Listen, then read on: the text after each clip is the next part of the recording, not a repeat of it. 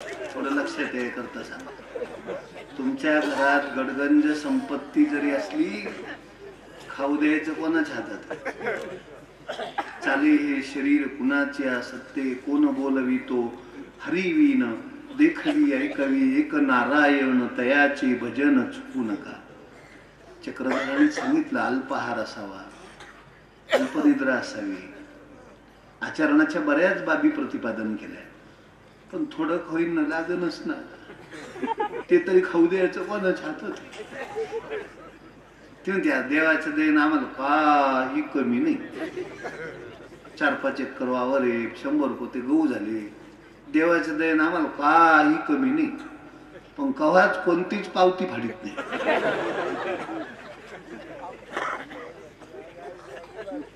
म्हातारा तर इतकं चंद्र, चपात्याला लाडू दिसले दुसलायच तरी दादा कोणकड वावरातल्या प्रसाद नेऊन देतो. वर्गणी कवा देतो, नुसतीच लाडू देतो. तुमच्या इकडं नसल म्हणा असं, कारण बदल राहत बदल राहत. आमच्या तिकडं मेल्यावर चेतून देते, तुमच्याकडे कवाच येते. कशाचा बदल?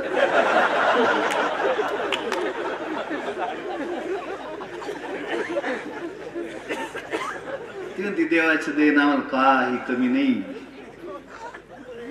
मोठं पोरग नोकरीला लागलं, रेल्वेत कोळशी वाटायला असं गावाला डोकील होत. कोळशी लोटी त्याला 5,000 रुपये पगार झाला. लहानाची बायको ओळखी पाळखी ना अंगणवाडीत चिटकिली.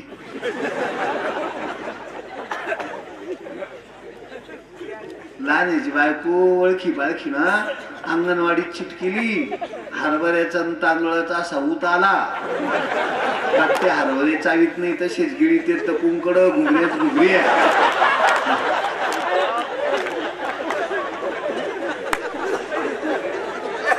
आता काही कमी का?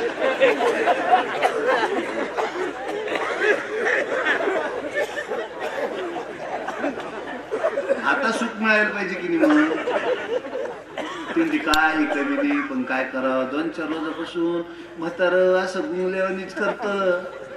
अशी चपाती दिली असं वखत कोणाच्या हातात? अशी चपाती दिली का असं वखत. म्हातार वकलं की घमकऱ्याना कोणाला जेवण धकत. घरात म्हातार वकल्याचा घमकारा दारी घुगऱ्याचा जाच गुंकड.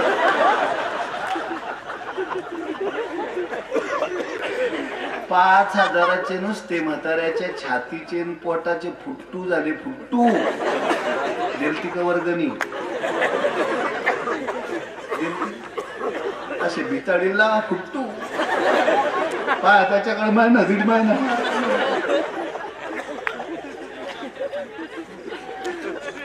पण डॉक्टरनं सांगितलं त्याला काहीच चालत नाही. काही झालं त्याला चपाती दाखवूच नका. आता काय गवऱ्या खाऊ घाल. डॉक्टर म्हणून त्याला गहू चालत नाही, तांदूळ चालत नाही, बटाट चालत नाही, साखरेनं सुजते का उतरते त्याचं त्यालाच माहिती. डॉक्टर म्हणे त्याला काहीच चालत नाही, नुसतं सडकन चालू जाऊ दे तुमचं.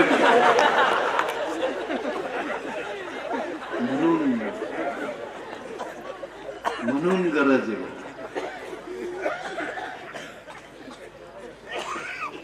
सूत्राचं प्रतिपादन करत असताना या सूत्रामध्ये वेगवेगळ्या प्रकारच्या अर्थांचं प्रतिपादन करताना चक्रधर स्वामींनी आपल्या कथा विस्तारामध्ये 31 सूत्रांचं प्रतिपादन केलं.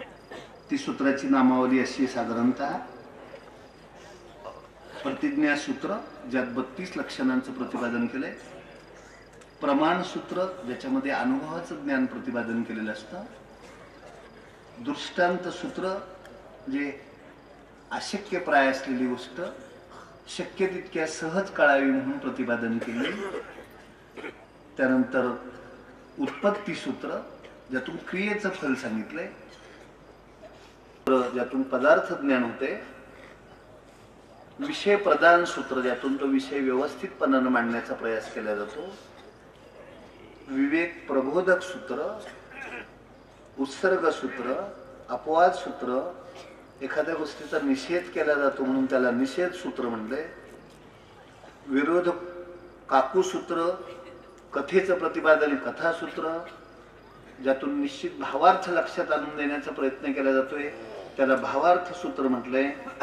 वेगवेगळी प्रकरणं सांगितल्या जातात त्याला प्रकरण सूत्राचा अधिकार प्रतिपादन केलाय.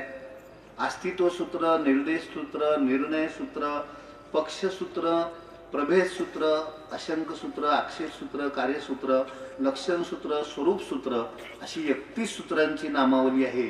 आणि या 31 सूत्रातून हेतुसूत्र, संबंध सूत्र, प्रतिती सूत्र, विशेषता सूत्र, प्रतिष्ठा सूत्र अशा या 31 सूत्रामधून आणि 114 दृष्टांतातून अपरोक्ष ज्ञान ते यथार्थ ज्ञान तुमच्या आमच्या लक्षात आणून देण्याचा या कथेतून चक्रधर स्वामींनी विस्तार केला. ही त्यांच्या कथेचे व्यापकत्व आहे. माझा व्याख्यानाचा विषय तो असल्यामुळे हे सूत्राचं काही भूमिका पण सांगणं आवश्यक आहे म्हणून सांगतोय. आणि ज्ञानाबद्दल प्रतिपादन करत असताना चंदनाचाही दृष्टांत दिलाय, परीसाचाही दृष्टांत दिलाय.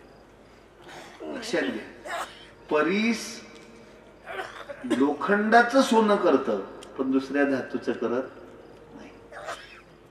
चंदन तुम्हाला सुगंध आणि शीतलता देतोय पण चंदन नाही बनवत. लक्षात घ्या, संसारामध्ये तुम्हाला कदाचित सुगंध मिळाला असं वाटलं, गेलं सगळंच गेलं. म्हणून सूत्र सांगितलं, बाबा हो, सत्पुरुषाच्या कृपादृष्टीशिवाय ते ज्ञान तुम्हाला प्राप्त होणार नाही. म्हणून हे दृष्टांत वेगवेगळ्या ठिकाणी वेगवेगळ्या शिष्याला चक्रधर स्वामींनी प्रतिपादन केलेले आहे. की ज्याला मी देव म्हणतो, परमेश्वर म्हणतोय, कदाचित नावं वेगवेगळे घेत असू पण ती प्राप्ती सुखासुखी होत नाहीये. त्याच्याकरता तुम्हाला सगळ्या भोगापासून अलिप्त राहावं लागणार आहे, म्हणजे निग्रह ठेवावा लागणार आहे. नंतर आपला देह परमेश्वरा प्रित्यर्थ झिजवावा लागणार आहे. आता चिंतनीत आलोय म्हणजे झाडून काढणं म्हणजे झिजवणं आहे, तरटपट्ट्या उतरणं म्हणजे झिजवणं आहे, पाहिजे त्याला पंक्तीत वाढणं म्हणजे शरीर झिजवणं आहे, पाणी देणं म्हणजे झिजवणं आहे, नुसतं जेवणं म्हणजे झिजवणं नाही. तुमचं तुम्ही समजावं. इथे तर सांगितलंय की बाबा हो, शरीर परमेश्वराकरता तुम्हाला तुमचं देह झिजवावं लागेल. देह मन इंद्रिय निग्रह करून सर्व नियमाचं व्रताचं पालन करावं लागेल. तेव्हा तुम्हाला दुर्लभ असलेली ब्रह्मानुभूती प्राप्त होईल. थोडं वेगळ्या भाषेत सांगितलंय की बाबा हो, संतांची कृपादृष्टी झाली की प्राप्त होईल.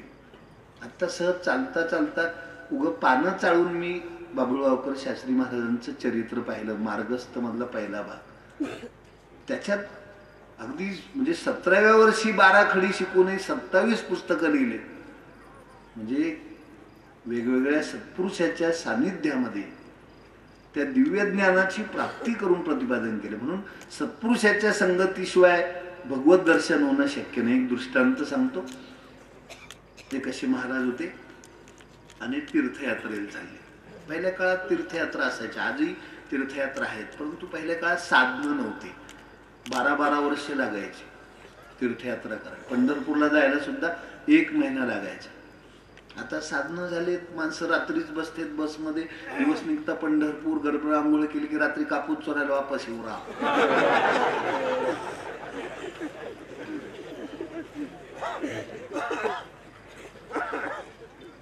ते महाराज तीर्थयात्रेला चालले आणि तहान लागली.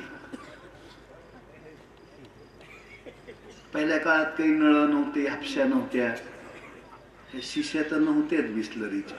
आता निघल्या शिश्या, कोणीही पेत कुंकड पडत.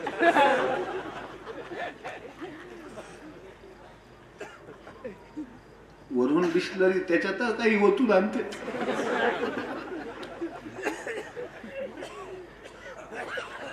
तहान लागली, कुठे पाणी प्या.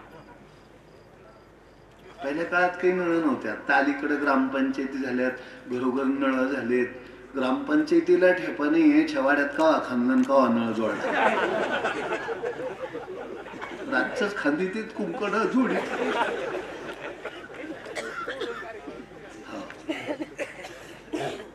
घरोघर नळ.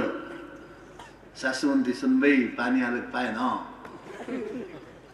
इकडे फिरव ना, ती चौकडे फिरलं ना, नळ आहेत. महाराजांना तहान लागली, कुठे बरं प्यावं. बघितलं तर डोंगराच्या बरगडाला फाशी पारद्याचे घर होते, वाकडं तिकडं बांधलेलं झोपडं.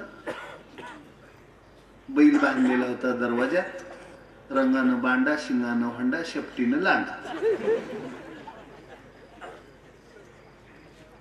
महाराजांना वाटलं तिथे तरी पाणी प्यायला मिळेल. महाराज गेले, त्या पारद्याने पाहिलं, त्याला इतका आनंद झाला. महाराज लक्षात घ्या, ज्याच्या अंतःकरणामध्ये शुद्ध भाव असतो त्याला सत्पुरुषाला पाहिलं की आनंद होतो. लक्षात घ्या, बाबुळाव शास्त्रींना पाहिलं, ज्याच्या मनात शुद्ध भाव आहे त्याला आनंद होतो. कोणत्याही सत्पुरुषाला पाहिलं, हो पाठक महाराज चालले, आनंद होतो. शुद्ध भाव असला. नाही तर तुका म्हणे आले घरा, बाहेरचा दरुजा बंद कर. शुद्ध भाव नसेल तर नाही होत. शुद्ध ज्याचा भाव झाला, देव नाही दुरी त्याला. अशुद्ध भाव असेल तर त्याला आपण किती माळ जरी दिली, म्हणलं बाबा एवढी गाठी फिरवा, फिरवीत नाही. कोणाच्या घरातून सोयरिकीचे पाहुणे दिसले ना, बळत कुंकड आलती, काही गरज का. ते पाहुण्याला सांगणं चालू. ते म्हणते वामनरावकडे आलतो, त्याचा लहान पोरगा बंडू आहे ना, त्याला आपली भाषी दिली जयपूरची. बंडूला, आणि त्याला शनिवारी गुरं येतो.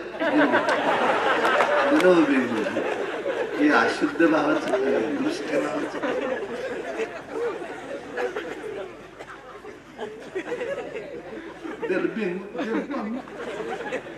त्याचा बाप येतो, तात्या तुम्ही कस काय म्हणले, सभागती म्हणलो, बोलून ती.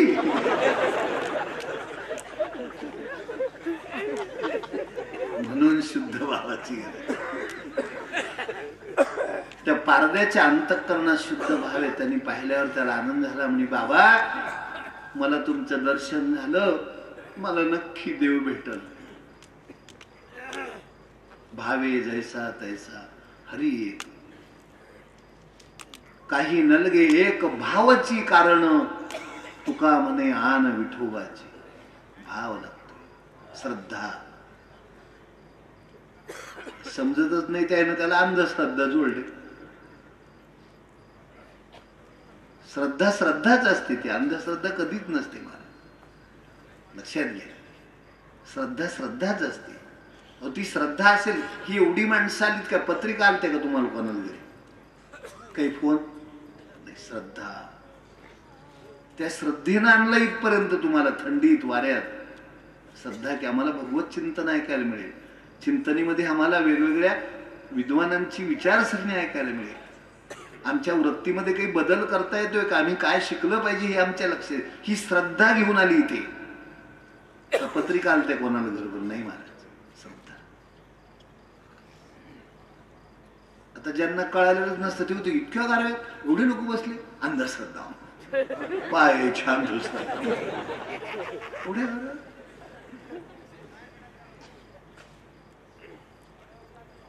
फक्त पेपर मध्ये बोलून जायचं एवढंच बिचाऱ्यांचं. हे चांगलं आहे, चाललंय सध्या, बरं आहे. हो श्रद्धा आहे म्हणून एवढ्या थंडीत सुद्धा ही माणसं बसली.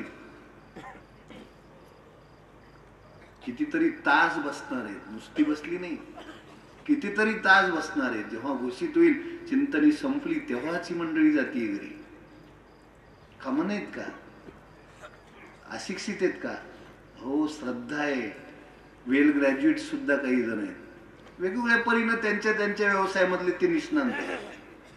काही शेतीमधले निष्णांत असतील, काही व्यापारातले निष्णांत असतील.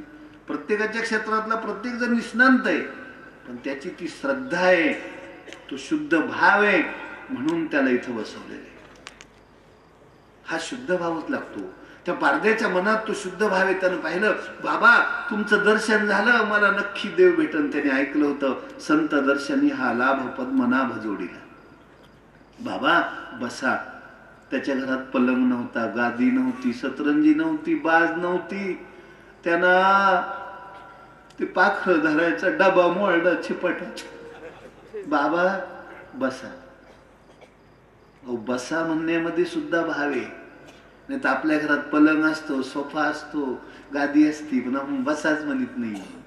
दर्जातून कोण पाहिजे तुम्हाला? कोण पाहिजे तुम्हाला? कोण पाहिजे तुम्हाला? ते काय दुळ घरात आहे का? कवा येतील त्याचं का ठेपा आहे का? माणसाला वाटतं मरम पंपून यायचे.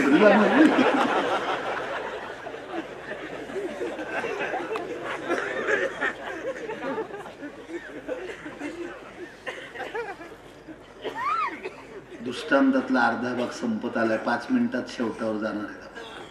पण त्यातलं सूत्र एवढं लक्षात यावं महाराज. या म्हणावं, बसा म्हणावं, ही सांगणारी आमची संस्कृती आहे. ती आमच्या आचरणात यावी, ही त्या मागची भूमिका आहे.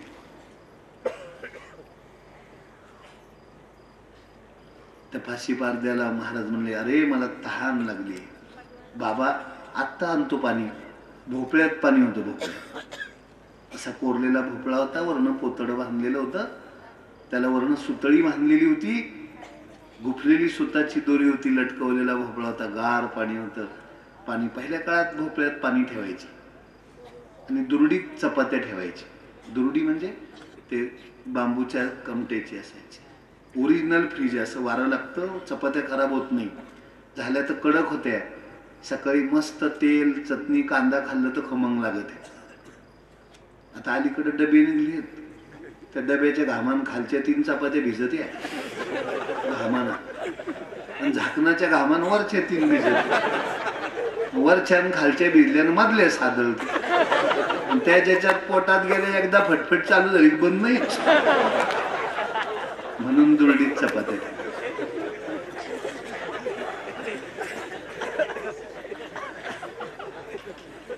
तो पारधी म्हणला, बाबा आपल्या घरी जेवल्याशिवाय जाऊ नका. लक्षात घ्या, जुन्या काळातल्या म्हाताऱ्या शिकलेल्या नव्हत्या. पण कोणताही पाहुणा आला किंवा कोणताही साधू आला जेवल्याशिवाय जाऊ देत नव्हत्या. शाळा नव्हत्या शिकल्या. आता या नवीन शाळा शिकल्यात, बीएड डीएड. दुकानावर जरी गेल्यात, दुकानदार म्हणते, मामा साबण केवढ्या राहा? ते म्हणतो 3.5 रुपयाला. लय महाग झालं, 5 रुपयातला. पाय डीएड बीएड. पण पाहुणा आला की आले आल्याच म्हणते, दादा तुमची तर नेरी झाली असं, मेला संध्याकाळ खूपच.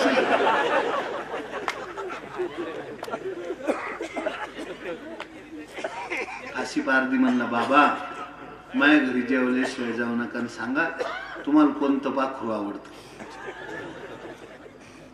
लावरी, चित्तर, सस, हरणाच पाडस, घोरपड. महाराज म्हणले, पारदे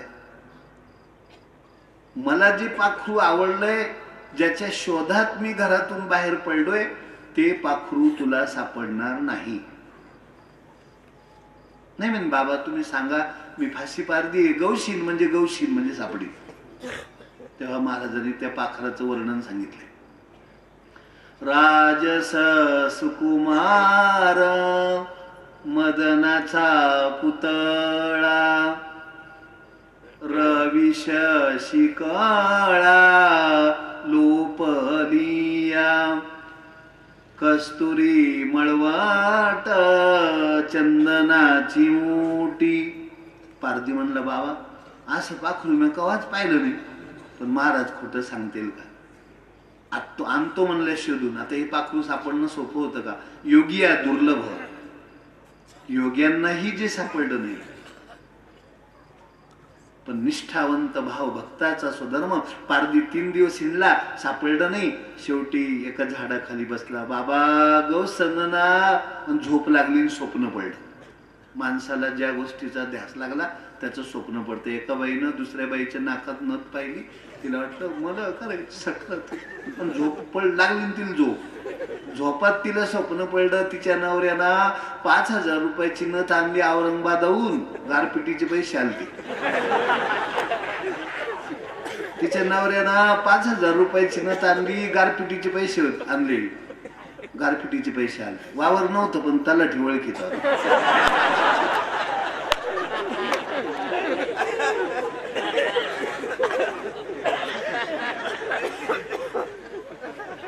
5,000ची नत आली. आनंद झाला, नाकावर बसवली, गल्लीतल्या बायाला दाखवली, कोणीच काही विचारलं नाही. केवढ्याने केली, वाईट वाटलं. झोपडपट्टीवर तिची मैत्रीण राहत होती चंद्रभागी, तिला दाखवली. म्हणून जागी झाली. आता जागा झाल्यावर कुठं स्वप्न असतात.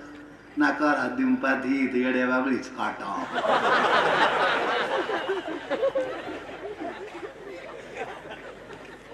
त्या फाशी पारद्याला स्वप्न पडलं, पितांबर नेसलेलं आहे, कानामध्ये कुंडल आहे. महाराज म्हणाले तसंच पाखरू आनंदानं जोरानं वरडा, सापडलं. पण जागा झाला, पाहतो कसलं पाखरू. अरे अरे अरे अरे, जोरानं वरडून सापडलं म्हणून उडालं असेल, इथंच बसलं असेल. पाहिलं 2 दिवस, पुन्हा नाही सापडलं. शेवटी पश्चाताप झाला. शास्त्र सांगतं पश्चातापेन शुद्धता. अरे अरे म्हणे, साधं मी महाराजांना जेवायला पाखरू धरून आणू शकलो नाही. जिवंत राहण्याच्या लायकीचं नाही. माणसाला कधीतरी पश्चाताप व्हावं की किती दिवसापासून मी भंडारे जेवतो, एकदा तरी वर्गण द्या. कधीतरी पश्चाताप व्हावा.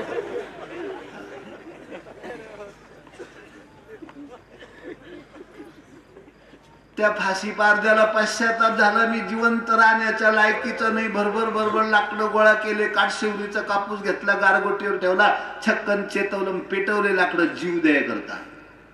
देवाने पाहिलं, अरे अरे माझ्या करता जीव द्यायला लागला. राजस सुकुमार माझं वर्ण नाही, कस्तुरी टिळा माझं वर्ण नाही, काने कुंडल माझं वर्ण नाही. माझ्या मी जर पाखराचं रूप घेतलं तर हा जीव देणार नाही. देव कोणालाही वेळ आल्याशिवाय मरू देत नाही. लक्षात घ्या. एखाद्याला अर्धांगवायी होतो, असं वाकडं तिकडं पडत बाजव बायकोंती पाहणं यायचं वय का वार जास्त. 7-8 रोजापासून पडले, भरते भिजते, वला लागलं की कुंकड पुशीत. पण मला म्हणते इकडं पिवळं काय दिसतं, आपण तरी काय सांगा.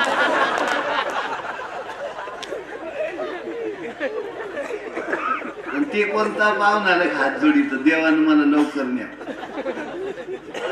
हात जोडीत देवान मला लवकर न्या. देव म्हणतो तो लय सोयरी की मोडे रे, तू 1-1.5 महिना असाच राह. जैसे ज्याचे कर्म तैसे फल देत. देवानी पाखराचं रूप घेतलंय, तशीच कुंडल, तसाच पितांबर, तसंच गोपीचंदन. त्या चेतलेल्या लाकडाजवळ मरायला पारद्याने पाहिलं. आरा म्हणे पाखरू गारव्यानं हिवलं, त्याच्यानं लाकडापाशी आलं, पळतच गेला की धरलं. काय पाखरू आहे, काय पायेत समचरण सरोजम, काय चंदन आहे. कस्तुरी तिलकम ललाट पटले, वक्षस्थले कौस्तुभम, नासाग्रे वरमौक्तिकम करतले, वेणुकरे कंकणम, सर्वांगी हरिचंदनम सुललितं, कंठी च मुक्ताफली, गोपश्री परिवेष्टितो विजेते, गोपाल चिवडामणी. पकडलं पाखराला. बाबा बाबा तुमच्यामुळं सापडलं. महाराज म्हणले पारदे, अरे पाखरू साधं नाही, योगिया दुर्लभ. अरे साधं नाही, अनंत रूपे अनंत वेशे, दिखिले म्या त्याशी, बाप रखुमा देवीवरू, खुनांगी बानली कैशी. पुढे लिहिलं, देखिला देखिला मायम्या देवाचा देव, फिटला संदेह निमाले तुझे. आमचा संदेह नष्ट झाला की मग आम्हाला निश्चयात्मक वैराग्याची प्राप्ती होऊन ममत्व नष्ट होतं आणि मग ईश्वर प्राप्ती होते. हे त्रिकालाबाधी सत्य. पण भ्रम नष्ट झाल्याशिवाय नाही. भ्रम कसा असतो सांगतो. एका जणांनी दिवसभर शेतात वखर आणलं, ते लाकडाचं नसतं का, 3 4 बोट, जानवळे, पास, शेजाऱ्याच्या चोरेली इडी आहे, ते वखर आणलं. इडभर वखर आणलं, जमलं. मग घरापुढे अशी बास टाकली, त्या बाजार तो, त्याचे 2 पोरं, बायको सगळेच झोपले. गाढ झोप लागल्यावर त्याला असा भ्रम झाला की इरीवाल्या पट्टीत पाटाक्षरान वखरायचं राहिलं. शेजारचा नाम आहे म्हणे भिक्या, मै बैल लागलेत मी. मग त्याचे बैल आणले, इरीवाल्या पट्टीत आऊत धरलं, पाणी सुटेल होतं, गवताड वाढेल होतं, वसन लागू लागलं, झोपेल होतं बाजार. पण भरम काय झालं की पाणी सुटेल होतं, गवताड वाढेल होतं, वसन लागू लागलं. आता वसन काढल्याशिवाय आऊत उचलता येत नाही, आऊत ढकलता येत नाही. एका बाजून आऊत उचलल्याशिवाय वसन काढता येत नाही. हे जे उठलं की बाजच उचलली. पहिल्या दणक्यात तर पोरायचं माझ्या नळाच्या गड्ड्यात, पण पोरं बेंदाडा बायकोंती काय करते वसन गाडीत हो. वीट लोक प्लस्टर करावं लागलं गळे लोक. 1.5 महिना बायको अशी ढवळीशी पीठ बस टमाट्याच्या वावरात झंगाटा उभा केला. साधूच्या संगतीत भ्रम नष्ट होतो. पुंडलिक वरदा विठ्ठल श्री ज्ञानदेव तुकाराम सद्गुरुनाथ महाराज की जय. महान सत्पुरुष सद्गुरु हरिहरानंदनाथ महाराज श्री क्षेत्र सोने यांच्या कृपाशीर्वादानं आपल्या सर्वांच्या प्रेमाने, आमच्या हरिभक्तपरायण बाबुळगावकर शास्त्री महाराजांच्याही प्रेमाने आग्रहाने माझ्याकडे आलेली ही नामसंकीर्तन सेवा यथामती आपण करण्याचा प्रयत्न केलाय. 31 सूत्र आणि 114 दृष्टांतातून चक्रधर स्वामींनी हेच सूत्र सांगण्याचा प्रयत्न केलाय. आपल्या आचरणामध्ये या सगळ्यांचा आपण जरा आविर्भाव केला तर निश्चित आपल्या जीवनामध्ये सत्पुरुषांची आचार्य रूपानं भेट होईल आणि आपल्याला त्या ईश्वर प्राप्तीची निश्चित प्राप्ती होईल. हे त्रिकालाबाधी सत्य आहे. इथेच थांबूया. सद्गुरुनाथ महाराज.